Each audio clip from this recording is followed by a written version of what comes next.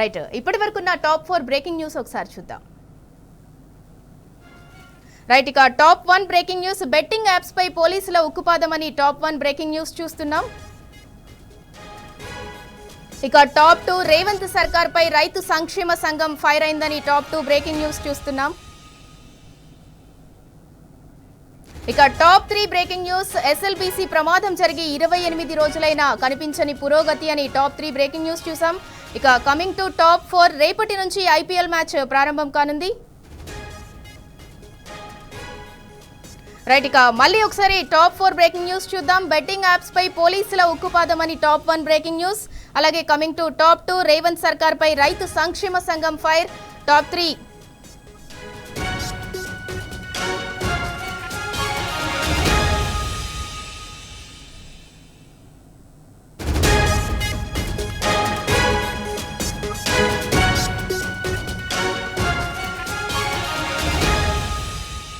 Right, ఇక top 3 breaking news, SLBC ప్రమాదం జరిగి 28 రోజులైనా పురోగతి కనిపించలేదు. ఇక టాప్ 4 బ్రేకింగ్ న్యూస్ చూద్దాం. రేపటి నుంచి ఐపీఎల్ మ్యాచ్ ప్రారంభం కానుంది. రైట్, ఇక బెట్టింగ్ యాప్స్ కి సంబంధించి టాప్ 1 బ్రేకింగ్ న్యూస్ ఉంది. దానికి సంబంధించిన డీటెయిల్స్ చూద్దాం. బెట్టింగ్ యాప్స్ బెండ్ తీస్తున్నారు పోలీసులు. పుట్టగొడుగుల్లా పుట్టుకొస్తున్న బెట్టింగ్ యాప్స్ ను నిలువరించేందుకు చర్యలు చేపట్టారు. ముందుగా యాప్ల ప్రమోషన్లకు అడ్డుకట్ట వేయటంపై దృష్టి సారించారు. ఈ క్రమంలో యాప్లను ప్రమోట్ చేసిన బాలీవుడ్, టాలీవుడ్ ఇలా 25 మందిపై నటులపై కేసులు నమోదయ్యాయి. పలువురు నటులపై కేసులు నమోదు చేసిన పోలీసులు కొందరిని ఇప్పటికే విచారించారు. మరోవైపు బెట్టింగ్ యాప్స్ కేసులో కీలక పరిణామం చోటు చేసుకుంది. బెట్టింగ్ ఊబిలో చిక్కుకుని ఆత్మహత్యలకు పాల్పడ్డ బాధితుల వివరాలను పోలీసులు సేకరిస్తున్నారు. గత ఏడాది కాలంలో 15 మంది సూసైడ్ చేసుకున్నట్లు గుర్తించారు. మొత్తంగా బెట్టింగ్ భూతాన్ని తరిమికొట్టేందుకు పకడ్బందీ ప్లానింగ్ తో పోలీసులు ముందుకెళ్తున్నారు.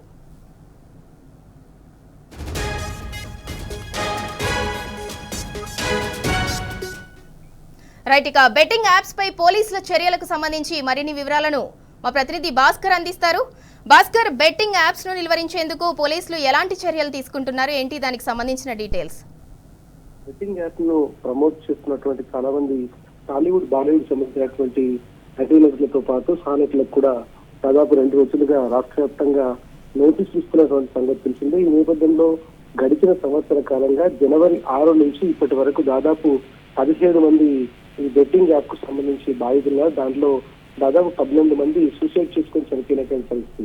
దీంట్లో బాధితుల వివరాలకు వస్తే ఆదిలాబాద్ జిల్లా జైనూరులో జైనూరు నుంచి మొదలుకుంటే ఇటు రామగుండం కమిషనరేట్ పరిధిలోని మంచిర్యాల డిస్టిక్ తాండూరు, సైబరాబాద్ పరిధిలో జూడిమెట్ల, అదేవిధంగా మాదాపూర్, వరంగల్ జిల్లాలోని వద్దన్నపేట, రాచకొండ పరిధిలోని మహేశ్వరం, కామారెడ్డి జిల్లాలోని కామారెడ్డి టౌన్, నిజామాబాద్ జిల్లాలోని ఏడపల్లి, అదేవిధంగా సైబరాబాద్ పరిధిలోని రాజేంద్రనగర్, కరీంనగర్ జిల్లా పరిధిలోని తిమ్మాపూర్, ఖమ్మం జిల్లా పరిధిలోని ఖానాపురం హవేలి, మహబూబాబాద్ జిల్లా పరిధిలోని కేశవ సముద్రం, రైల్వే పోలీస్ స్టేషన్ పరిధిలోని సికింద్రాబాద్ రైల్వే స్టేషన్ పరిధిలో ఒక ఫిర్యాదు, నల్గొండ జిల్లా హాలియాలో ఒక ఫిర్యాదు, హైదరాబాద్ లోని గుడిమల్కాపూర్ లో మరొక ఫిర్యాదు, చిక్కడపల్లిలో మరొక ఫిర్యాదు, ఆంధ్రప్రదేశ్ సంబంధించినటువంటి అన్నమయ్య జిల్లా తంబాలపల్లి నుంచి మరొక ఫిర్యాదు, సిరిసిల్ల జిల్లా తంగెళ్లపల్లి నుంచి మరొక ఫిర్యాదు, మేడ్చల్ మెదక్ నుంచి రామాయణపేట నుంచి ఒక ఫిర్యాదు, జూబ్లీ హిల్స్ హైదరాబాద్ నుంచి ఒకటి, రాచకొండ చౌటుప్పల్ నుంచి ఒకటి, వరంగల్ నుంచి ఒకటి,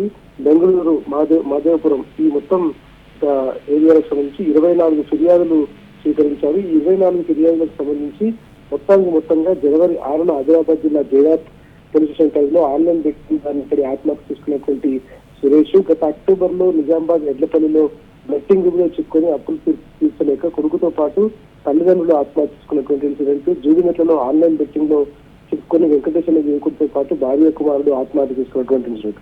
వీటితో పాటు ఫిబ్రవరి 15న బెట్టింగ్ మ్యారేజ్ చిక్కుకొని కామారెడ్డి జిల్లా దేవరపల్లిలో సంజీవ్ కుమార్ అనేటువంటి యువకుడు ఆత్మహత్య చేసుకున్నాడు. కరీంనగర్ లో బెట్టింగ్ కు చేసినటువంటి అప్పులు తీర్చలేక నిఖిల్ రావు అనేటువంటి యువకుడు ఆత్మహత్య చేసుకున్నాడు. ఇక జనవరి 11న వరంగల్ జిల్లా వర్ధన్నపేటలో రాజ్ కుమార్ అనేటువంటి యువకుడు 4 లక్షల రూపాయలు అప్పు కట్టలేక ఉరివేసుకుని చనిపోయినటువంటి ఇన్సిడెంట్. రాచకొండ పరిధిలోని మహేశ్వరం పిఎస్ పరిధిలో సాయి కిరణ్ అనే డిగ్రీ విద్యార్థి బెట్టింగ్ ద్వారా అప్పు తీర్చలేక పెట్రోల్ పోసుకుని నిర్ణయించుకున్నటువంటి.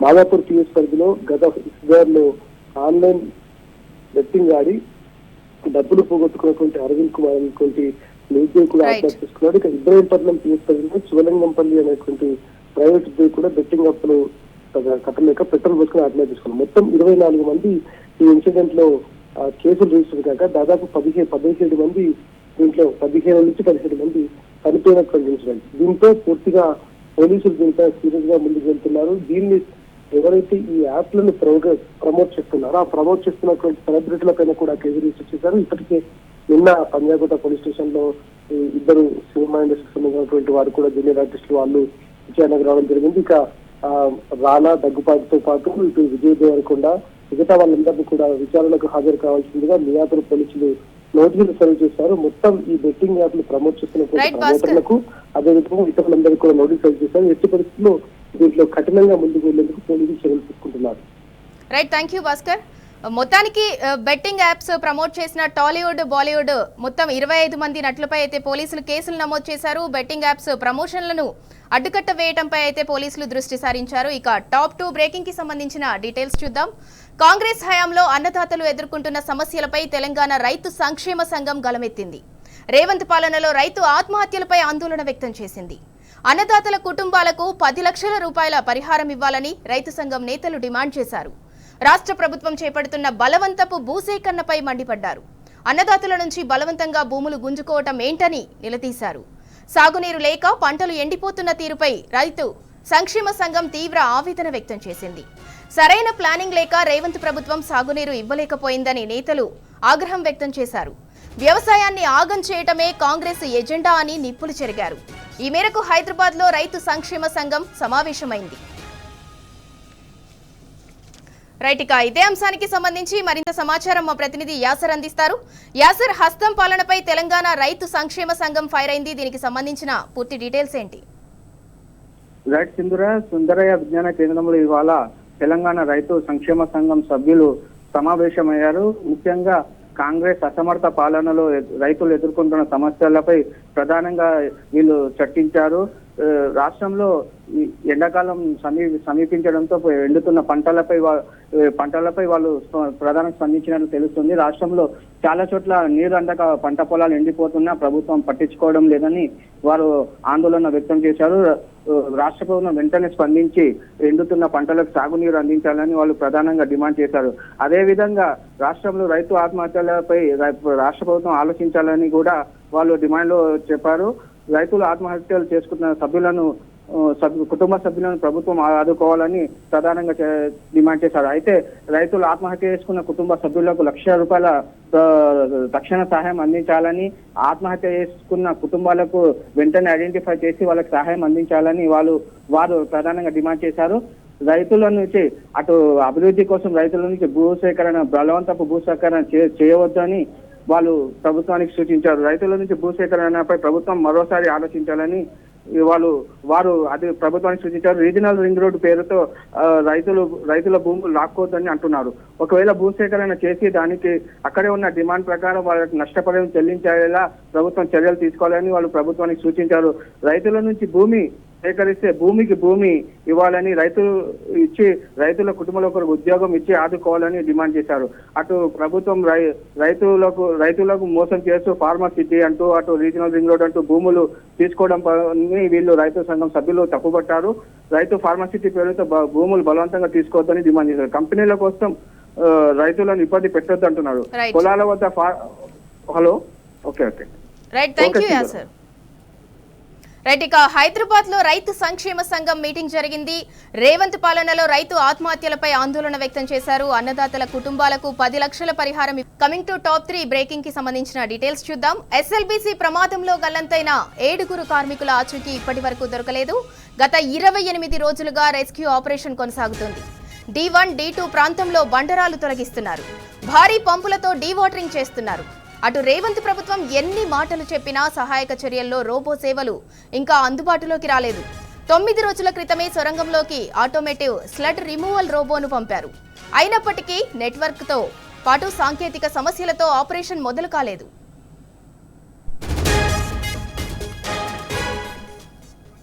రైట్, ఇక ఎస్ఎల్బీసీ ప్రమాదం అప్డేట్స్ కు సంబంధించి మరింత సమాచారం మా ప్రతినిధి శేఖరాచారి అందిస్తారు. శేఖరాచారి, ఎస్ఎల్బీసీ ప్రమాదం జరిగి ఇప్పటికి 28 రోజులవుతుంది, ఇంకా 7 ఆచూకీ లభ్యం కాలేదు. దీనికి సంబంధించిన పూర్తి డీటెయిల్స్ ఏంటి? సింధూర ఎస్ఎల్బీసీ టన్నెల్లో జరిగి ప్రమాదం ఇప్పటికీ 24 రోజులు పూర్తవుతుంది. 24 రోజులు పూర్తయినప్పటికీ కూడా అందులో చిక్కుకున్న వారి 7 మంది ఆచూకీ మాత్రం లభ్యం కావట్లేదు. దీనికి సంబంధించి రెస్క్యూ కొనసాగుతున్నప్పటికీ కూడా లోపల అహర్నిశలు కృషి చేస్తున్నప్పటికీ కూడా వాళ్ళ ఆచూకీ అయితే లభ్యం కావట్లేదని చెప్పేసి లోపలికి వెళ్ళిన వారు చెప్తున్నటువంటి పరిస్థితి కనిపిస్తా ఉంది. లోపల ఎక్కడైతే కడావర్ డాగ్స్ ఎక్కడైతే గుర్తించినటువంటి D1, D2 ప్రదేశాలు ఉన్నాయో వాటి వద్ద కూడా పెద్ద పెద్ద బండరాళ్లను వెలికి తీసినటువంటి పరిస్థితి. వాటికి సంబంధించి టన్నెల్ బోట్ మిషన్ ఏదైతే ఉందో అది వెనుక ఉన్నటువంటి అవశేషాలను తొలగించారు. తర్వాత ముందు భాగంలోకి వెళ్ళాలంటే కొంత కష్టతరమైనటువంటి పరిస్థితుల్లో కూడా అక్కడ దానికి సంబంధించినటువంటి ర్యాట్ హోల్ మైనర్స్ వాళ్ళు లోపలికి వెళ్ళినటువంటి పరిస్థితి. లోపలికి వెళ్ళి అక్కడ చూసినప్పటికీ కూడా వాళ్ళ ఆచూకీ లభించలేదు.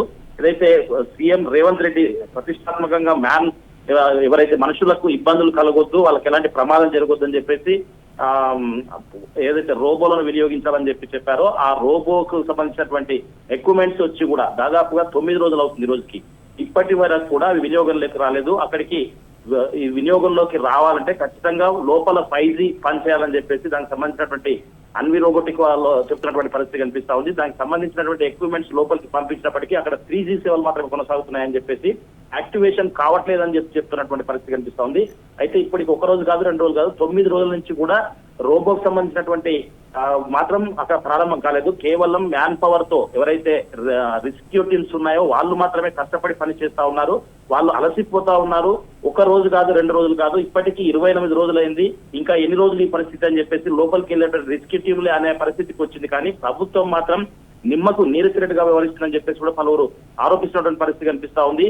సీఎం రేవంత్ రెడ్డి వచ్చిన తర్వాత వేగవంతంగా చేయాలని చెప్పేసి ఆచూకీ ఎవరైతే చిక్కిపోయారో వాళ్ళందరినీ కూడా తీసుకురావాలని చెప్పినప్పటికీ, అవసరమైతే రోబోలను తీసుకోవాలని చెప్పినప్పటికీ ఆ తర్వాత ఆ నెక్స్ట్ డే వచ్చినటువంటి ఉత్తమ్ కుమార్ రెడ్డి 11వ తారీఖు అంటే గడిచిన 11వ తారీఖు రోజు సీఎం స్థాయిలో ఒక మీటింగ్ ఉంటుంది, దానిపైన సమీక్ష ఉంటుంది, ఒక ప్రకటన ఉంటుందని చెప్పేసి చెప్పినప్పటికీ ఇప్పటి వరకు కూడా మంత్రివర్గం కావచ్చు లేదంటే సీఎం స్థాయిలో కావచ్చు దీనిపైన ఎస్ఎల్బీసీ పైన దేశవ్యాప్తంగా సంచలనం సృష్టించినటువంటి ఈ సమస్య పైన ఇప్పటి వరకు కూడా ఒక రివ్యూ కూడా ఆ తర్వాత పెట్టలేదు. 11వ తారీఖు తర్వాత మరి ఏం జరుగుతుంది అసలు? వాళ్ళ కుటుంబ సభ్యులు అయితే కన్నీరు మున్నీరుగా విలపిస్తా ఉన్నారు, వాళ్ళు గుండెలు బాదుకుంటా ఉన్నారు.